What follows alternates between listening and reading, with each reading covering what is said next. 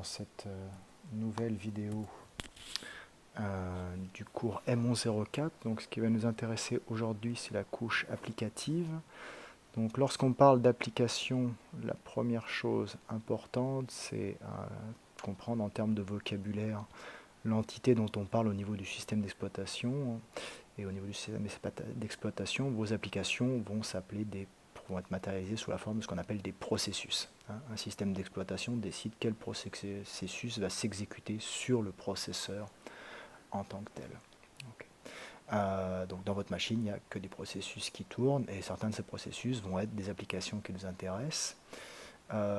Également, ce qui va nous intéresser en réseau, c'est bien souvent lorsqu'il y a un utilisateur, ce qu'on appelle l'agent utilisateur, c'est par exemple votre Firefox ou votre Opera ou votre Chrome, enfin ce que vous voulez, ou un client mail, ou un client de diffusion audio-vidéo.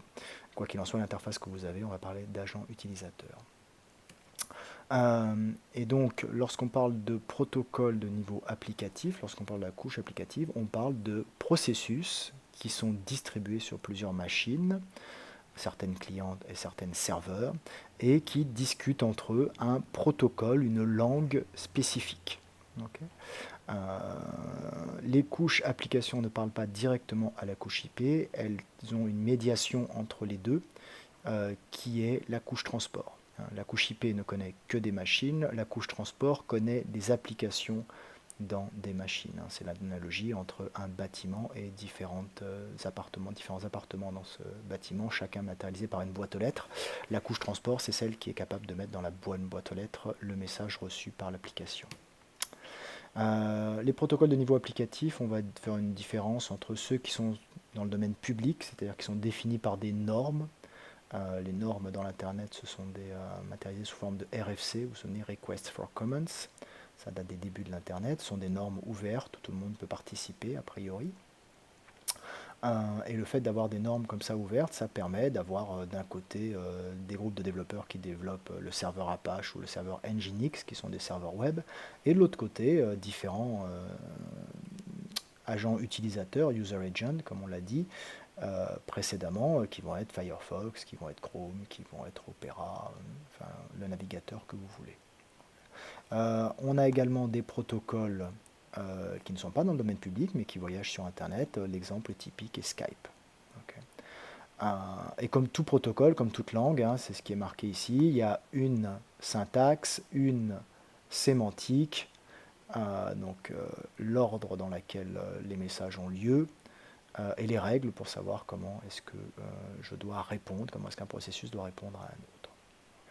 La majorité des applications sur Internet fonctionnent dans le mode client-serveur, c'est-à-dire on démarre un service sur un serveur, une application spécifique qui écoute le réseau sur un numéro de port particulier, par exemple pour le web, le numéro de port 80, et lorsqu'un client se connecte, on va être capable de lui répondre parce qu'on écoute sur cette socket, donc on est capable d'intercepter les messages qui viennent et de répondre à la demande si tant est qu'on a la bonne réponse sur le serveur. L'interface entre les processus applicatifs, la couche application et la couche transport, que celle-ci soit en TCP ou en UDP, je vous rappelle qu'il y en a deux, TCP fiable, UDP non fiable, se fait au travers d'un espace mémoire partagé que l'on appelle une socket. Voilà. Donc l'adressage d'un processus en tant que tel, il faut à la fois référencer la machine dans laquelle le processus est en train de tourner, donc au travers d'une adresse IP, et un numéro de port qui est la socket, associée à la socket à laquelle écoute le processus. Lorsqu'on regarde les applications qui utilisent un réseau, on peut différencier entre ce qu'offrent les réseaux et ce que voudraient les applications. Donc ce que voudraient les applications, ça peut se définir suivant trois dimensions.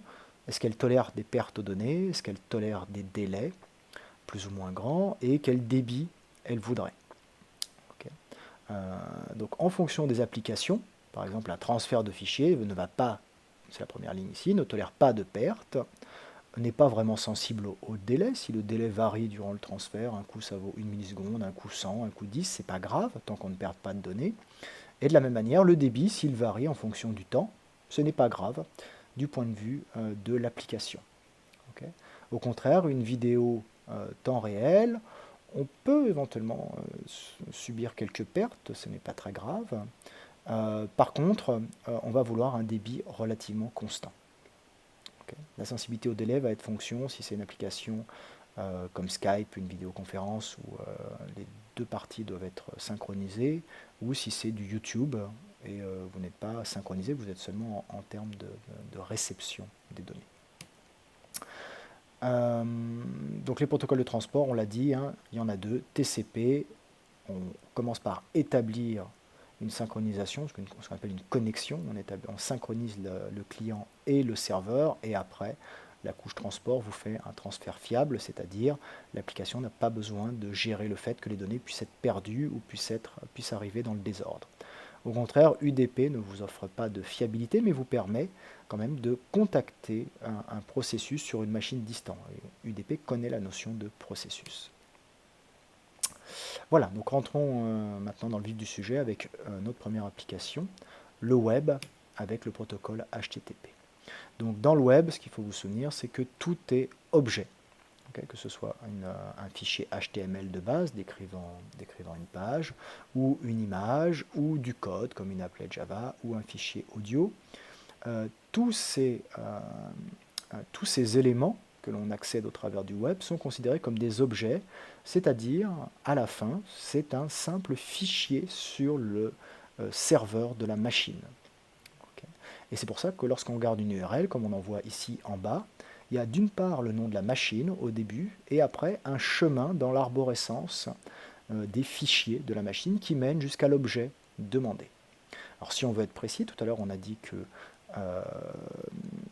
lorsqu'on regarde un serveur, en fait c'est un processus applicatif donc qui tourne derrière une socket avec un certain numéro de port. Donc là, l'URL ici, il n'y a pas de numéro de port, il y a juste un nom de machine, c'est-à-dire une adresse IP. Donc on pourrait la réécrire sous la forme www.someschool.edu 2.80, qui voudrait dire je demande cette adresse IP et ce numéro de port. Lorsqu'on ne le fait pas avec les clients web, il rajoute par défaut derrière le numéro de port 80 ou 443 si c'est de l'HTTPS. Okay. L'HTML, je passe vite dessus, hein, ça va juste vous décrire la page web. Donc un fichier HTML peut être typiquement un objet transporté par le web, okay, comme une image. Donc le protocole HTTP est un protocole client-serveur simple, donc le client fait des requêtes HTTP et le serveur renvoie des réponses HTTP. Il y a 3 versions à l'heure actuelle, la 1.0 qui n'est quasiment pas utilisée mais qui est toujours là pour des raisons de compatibilité potentielle, la 1.1 qui représente la majorité encore des échanges, et la version 2.0 apparue il y a seulement 3 ans. Okay. Un nouveau message est arrivé, intéressant. Donc HTTP veut un transfert de données fiable. Okay. On ne veut pas de perte de données. Donc naturellement, on va utiliser TCP. Donc la façon dont une demande du client vers le serveur TCP va se dérouler, c'est on établit la connexion TCP avec le serveur sur le port 80. Le serveur accepte la connexion, il renvoie un SYNAC, on l'a vu dans le cours sur la couche transport, j'anticipe un peu, et une fois que cette connexion est établie, on envoie des messages HTTP. Okay. Une demande d'un objet et l'objet. Et quand c'est fini, on ferme la connexion. Alors si on la ferme après avoir chaque objet qu'on demande, et pour lequel on a reçu la réponse, on va être en HTTP non persistant 1.0, mais il n'est plus utilisé. Ce qu'on a maintenant, c'est principalement de l'HTTP persistant 1.1. Donc le client demande à ce que la connexion TCP reste ouverte, et le serveur décide quand est-ce que la connexion est fermée. Est-ce qu'il la ferme après avoir envoyé le premier objet, ou est-ce qu'il la ferme après avoir envoyé plusieurs objets? Ça, c'est fonction de l'implémentation du serveur. Pour des raisons de performance, le serveur peut laisser la connexion TCP ouverte, et pour des connexions de sécurité, pour des raisons de sécurité, il peut décider au bout d'un moment de la refermer, parce que une connexion ouverte consomme une socket et donc un petit peu d'espace en mémoire. Donc en HTTP non persistant, c'est le schéma qui est ici. Supposons qu'il y a une page de base, home.index, hein, par exemple un simple fichier HTML, ce serait. qui va contenir en plus, qui va pointer vers 10 images, ce que vous vous rendez compte, c'est que si c'était du non persistant, on ouvrirait une connexion TCP à chaque fois, et à chaque fois on fait la même chose, on demande l'objet, on récupère l'objet, donc par exemple la page HTML de base, puis après on va faire la même chose pour toutes les images à l'intérieur. Chaque image est un objet, et je refais une demande de l'objet, et une fois que l'objet est reçu, soit je ferme pas. Là je suis en HTTP non persistant, donc je ferme. Quelle forme ont effectivement les messages? Le message envoyé du client vers le serveur, c'est un GET, un message GET. Donc il y a une première ligne GET, et après le GET, on met ce qu'on appelle l'URL. Okay. Sauf que l'URL ici n'est pas l'URL complète, mais seulement la partie chemin vers l'objet sur le serveur. Le début, c'est-à-dire l'adresse IP de la machine, la partie qui décrit la machine, est écrite dans le message HTTP de requête dans la partie host. Okay. Donc l'URL ici complète, c'est www.someschool.edu/répertoire/page.html. Et après, on a d'autres informations. La partie connexion ici, c'est important à le voir, la partie connexion ici se référence à la connexion TCP dessous. Okay. En HTTP, il n'y a pas de notion de connexion. Par contre, HTTP utilise TCP, donc là, il peut y avoir une notion de connexion. Et le connection clause veut dire, par exemple ici, que le client demande au serveur de fermer la connexion TCP après avoir envoyé l'objet demandé. Okay. En général, ce n'est pas ça qui se passe. En général, vous voyez un connection keep alive qui dit « garde-moi la connexion ouverte ». On continue. Donc, l'avantage de l'HTTP pour nous, en tant qu'apprenants des concepts de base en réseau, c'est que c'est un protocole ASCII, donc c'est du texte simple.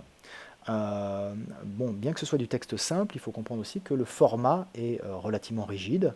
C'est d'abord le nom de la méthode utilisée, get, put, post, après un espace, après l'URL qui n'est que le chemin vers le répertoire, après un espace, après la version, après donc HTTP 1.1 ou 1.0 ou 2.0, après le retour à la ligne, etc., etc. Donc le format est fixe. Ça, c'est quelque chose à... En ce qui concerne la réponse, c'est pareil, le format est fixe, elle commence par une ligne de statut qui vous dit le protocole parlé, puis un code de retour, donc si tout se passe bien, c'est un 200 OK, puis différentes informations liées au serveur, une ligne d'espace vide, et après la partie data, data, data, ici, qui sont les données reçues, donc l'objet reçu. Okay. Les codes statut de réponse, 2, quelque chose correspond à un succès, 3, quelque chose correspond à une redirection, 4, quelque chose comme le fameux 404, erreur, je ne trouve pas l'objet demandé. Okay. On ne rentre pas trop dans les détails. Alors, pour envoyer maintenant, les données vont en fait dans les deux sens dans le modèle web. On peut envoyer des données au serveur, on fait une demande sur... on est sur le site dictionnaire.com et on demande la définition d'un certain mot. Comment est-ce que cette demande de définition va arriver au serveur? Au travers d'un message GET dans lequel l'URL, on le voit ici, contient la demande qui est faite. Okay. Une autre manière d'envoyer des données du client vers le serveur, c'est au travers non pas d'un message GET, comme on l'a fait précédemment, là, mais au travers d'un message POST, dans lequel les données, par exemple mot égale statut ici, seraient dans le corps du message.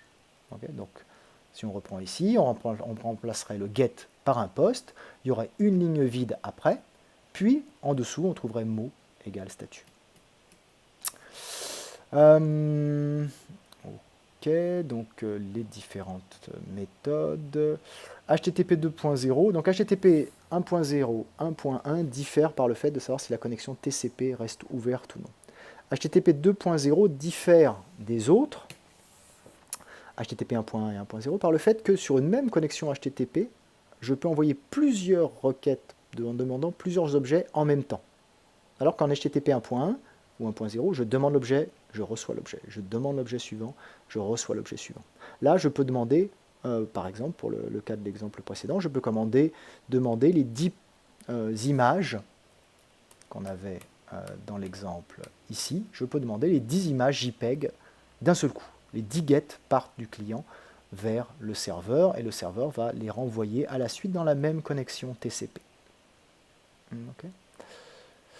je ne rentre pas plus dans les détails de TCP, de HTTP 2.0, je vais maintenant passer à la partie DNS.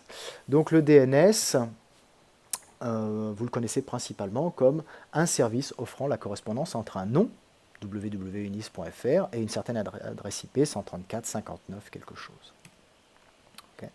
Alors plus précisément, le DNS, c'est à la fois un protocole qui permet d'obtenir cette réponse, mais c'est définit également ce qu'on appelle une base de données distribuée. Pourquoi? Parce que chaque domaine, par exemple unis.fr est le domaine de l'université de Nice, amazon.fr est le domaine d'Amazon, google.fr est le domaine de Google, enfin de la filiale France de Google. Chaque domaine va gérer sa propre base de données, c'est-à-dire sa correspondance entre nom et adresse IP. Okay. Et donc la base de données est distribuée parce que chacun a un petit bout de la base, et pour que cela fonctionne globalement, il faut que votre client, votre machine, soit capable, alors ce n'est pas directement votre machine, on va voir que c'est le DNS resolver de votre machine, c'est-à-dire votre machine parle à un serveur local qui, lui, va faire la requête DNS, et ce serveur local doit être capable de se balader dans la hiérarchie des serveurs DNS. Donc il doit être capable, si on est à l'université de Nice et qu'on cherche des informations sur l'université de Stanford par exemple, on doit être capable d'arriver jusqu'au serveur DNS qui gère l'université de Stanford et qui vont être capables de nous donner la réponse. Et pour ce faire, toutes les machines qui font partie du DNS connaissent le nom du point d'entrée qui est fixe, enfin des points d'entrée qui sont fixes, qui sont les serveurs DNS racines. Les serveurs DNS racines, il y en a 13, au sens où il y a 13 adresses IP, mais comme je vous l'avais dit, en cours, il y a plein de réplicas de ces adresses IP, donc il y en a plusieurs centaines dans le monde. Ça permet à chaque fois d'interroger un serveur racine qui est proche du client. Okay. Donc une fois qu'on a interrogé le serveur racine, donc on va prendre l'exemple ici, votre machine, par exemple la machine 6.poly.edu, fait une requête DNS pour obtenir des informations sur gaia.cs.umas.edu. Comment ça se passe? Votre machine demande à ce qu'on appelle le résolveur DNS local, c'est-à-dire la machine qui agrège toutes les requêtes du client, la machine qui est ici. Okay. Cette machine-là va avoir un serveur root, c'est l'étape 2. Le serveur root, qu'est-ce qu'il va lui dire? Il va lui dire, je ne connais pas dns.cs.umas.edu, et encore moins gaia.cs.umas.edu, mais, ce qui est marqué là, je connais une machine, un serveur qui est capable de répondre sur .edu. À ce moment-là, numéro 4, votre résolveur DNS local demande au serveur qu'on appelle top level domain, c'est pour ça qu'il y a TLD, .edu, ce qu'on appelle les top level domains, c'est la dernière partie de l'extension, .com, .edu, .fr.